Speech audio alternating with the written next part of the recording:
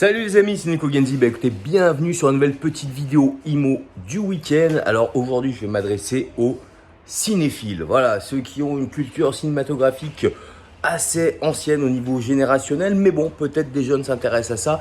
Est-ce que vous connaissez les westerns spaghetti? Voilà, Ennio Morricone, comment il s'appelle Ah, putain, j'ai oublié son nom. Bref, le western spaghetti. Pourquoi je vais en parler aujourd'hui? Parce que je vais finalement vous expliquer comment on fait pour se donner une première analyse d'un marché immobilier, d'un bien immobilier quand on ne connaît pas son secteur. Vous le savez, le plus important pour réussir demain vos opérations immobilières, ce sera d'être pro de votre secteur immobilier. Maintenant, on a des opportunités qui vont se présenter dans d'autres coins qu'on ne connaît pas forcément. Donc, qu'est-ce qu'on fait? La première des analyses, on va aller voir un petit peu les annonces qui se vendent sur le secteur pour se faire une première idée des prix mis en vente. Mais on le sait bien, les prix affichés ne sont pas forcément les prix vendus. Donc, quelle autre solution la plus simple pour se faire une analyse un petit peu plus précise de la valeur d'un bien immobilier? Ça va être de faire bosser les pros du secteur. Voilà, des gens où c'est eux leur cœur de secteur, donc principalement les agents immobiliers ou autres mandataires ou chasseurs immobiliers, peu importe, des professionnels de l'immobilier implantés sur un secteur. Et l'idée, ça va être de leur demander une estimation d'un bien pour se faire sa propre analyse. Maintenant, j'en reviens à mon western spaghetti. Donc, un des films cultes de ces années-là, c'était un film qui s'appelait Le Bon, la Brute et le Truand. Voilà, avec, j'ai toujours perdu son... Ah, Clint Eastwood. Yes, Clint Eastwood, le nom de l'acteur. Bref, avec Clint Eastwood, je crois que la musique c'est... Bref, ça peut, je chante très mal, enfin je sifflote très mal, peu importe, on s'en fout. Mais bref, un film culte et ma vision de quand je consulte des nouveaux agents immobiliers sur un secteur, c'est un petit peu celle-ci.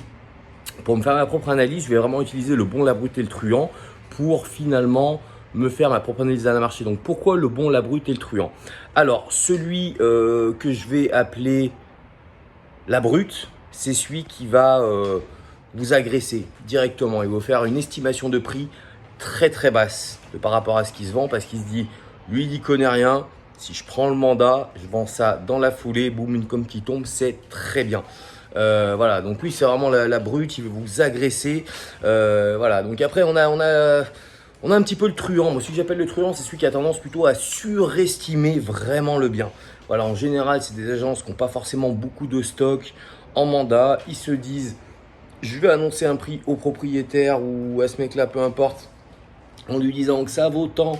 Comme ça, je prends le mandat et demain, je m'en bats les Quand j'aurai des clients, je lui ferai une proposition au vrai prix.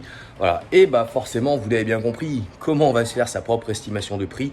C'est sur le bon. Voilà, le bon finalement, c'est celui qui va être dans cette moyenne que vous aurez sûrement déjà plus ou moins analysé au niveau des annonces immobilières et qui vous permettra d'affiner. Donc j'ai envie de vous dire, il faut essayer d'avoir un maximum d'avis de ces bons bruts truands sur un bien immobilier, sur un secteur immobilier, sur une typologie de bien, pour vous faire votre propre analyse de la valeur du bien et pour pouvoir décider si oui ou non vous faites votre opération.